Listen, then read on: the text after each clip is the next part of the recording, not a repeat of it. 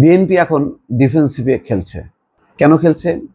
দলের নেতাদেরকে প্রতিনিয়ত ব্যাখ্যা দিতে হচ্ছে যে তারা সংস্কার চায় না, এটা ভুল বার্তা।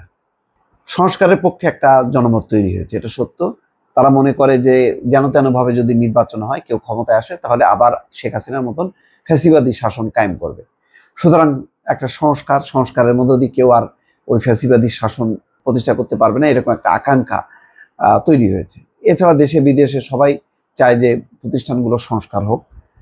তো এখন বিএনপি যেটা বলছে যে সংস্কার এবং নির্বাচন মুখোমুখি না। তো সংস্কারের মতন চলতে থাকবে, নির্বাচনের মতন হবে।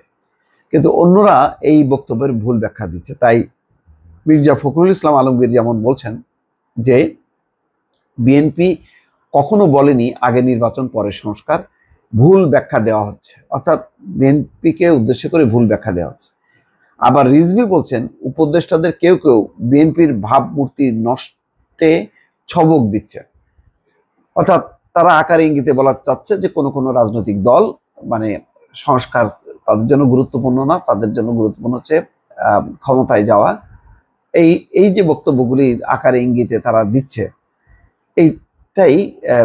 এটাকে লক্ষ্য করেই রুহুল কবির রিজভী সেই কথা বলছেন। তো বোঝাই যাচ্ছে যে এখন বিএনপিকে শুধুমাত্র দিতে হচ্ছে, মানে ডিফেন্সিভে থেকে তার উত্তরগুলো দিতে হচ্ছে, বলতে হচ্ছে যে না এটা ঠিক না, ওইটা ঠিক না, আগে নির্বাচন পরে সংস্কার, এমন কথা বিএনপি কখনো বলেনি মন্তব্য করেছেন দলের মহাসচিব মির্জা ফখরুল ইসলাম আলমগীর।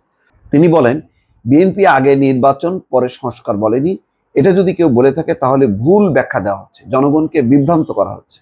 আমরা বলেছি নির্বাচন অবাধ সুষ্ঠু করতে ন্যূনতম যে সংস্কার প্রয়োজন সেটা করতে, কারণ এই সংস্কারের প্রথম দাবি বিএনপির ছিল।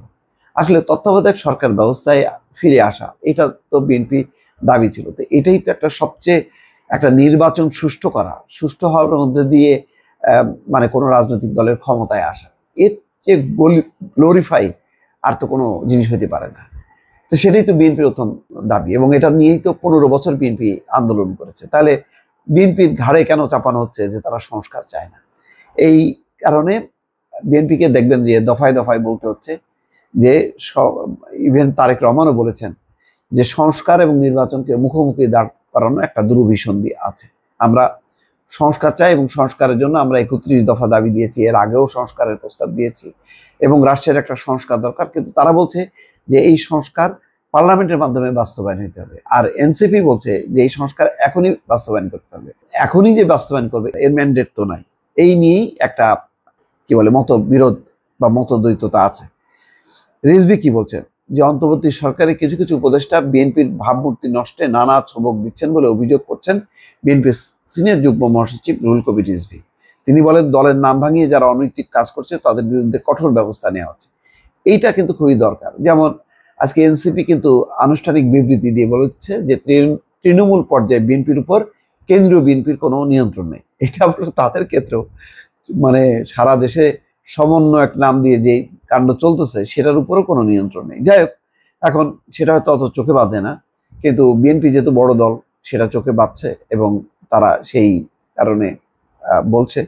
আর বিএনপিকেও ব্যাখ্যা দিতে হচ্ছে যে মানে হয়তো একটা দুইটা ঘটনা ঘটছে, কিন্তু পুরো দায়টা চাপানো হচ্ছে, যত বিশৃঙ্খলা সব বিএনপির দায়ী, এটা বলছে, এবং এটা সরকারের কোনো কোনো উপদেষ্টাও সেই বক্তব্যটা সামনে আনছে। তো এখন পুরো বিষয়টা দাঁড়াচ্ছে এটা যে বিএনপিকে এখন অফেন্সিভের চেয়ে ডিফেন্সিভে তাকে খেলতে হচ্ছে, তাকে নানা ব্যাখ্যা উত্তর দিতে হচ্ছে, নানা অভিযোগের মানে বিস্তারিত ব্যাখ্যা দিয়ে তাকে সামনে এগোতে হচ্ছে। দর্শক ভালো থাকবেন, আল্লাহ হাফেজ।